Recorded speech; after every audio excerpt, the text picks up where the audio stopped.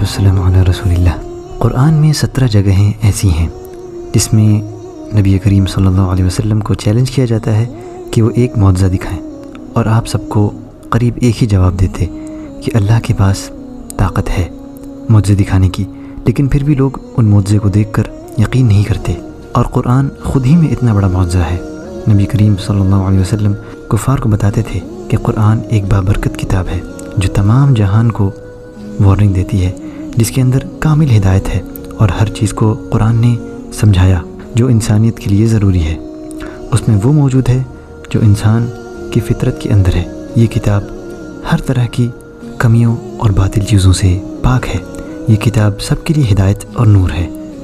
بدھ کے بارے میں جن کی عرب مشرکین بہت عزت کرتے تھے، نبی کریم صلی اللہ علیہ وسلم نے سب کے لیے یہ آیت تلاوت کی: دراصل یہ صرف نام ہے جو تم نے اور تمہارے باپ داداؤں نے ان کے رکھ لیے ہیں، اللہ نے ان کی کوئی دلیل نہیں اتاری۔ یہ لوگ تو صرف اٹکل کے اور اپنی نفسانی خواہشوں کے پیچھے پڑے ہوئے ہیں، اور یقیناً ان کے رب کی طرف سے ان کے پاس ہدایت آ چکی ہے۔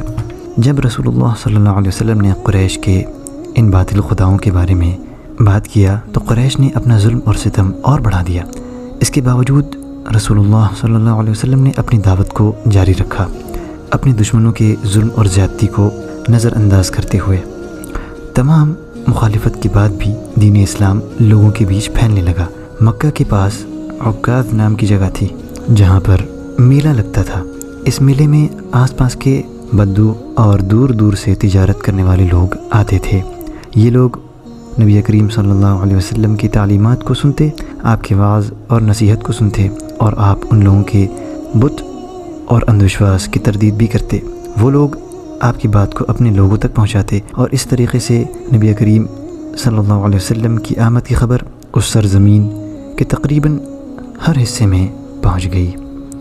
آج کا پارٹ یہیں ختم ہوتا ہے، انشاءاللہ اس کو ہم جاری رکھیں گے۔ جزاکم اللہ خیرہ۔ السلام علیکم ورحمۃ اللہ وبرکاتہ۔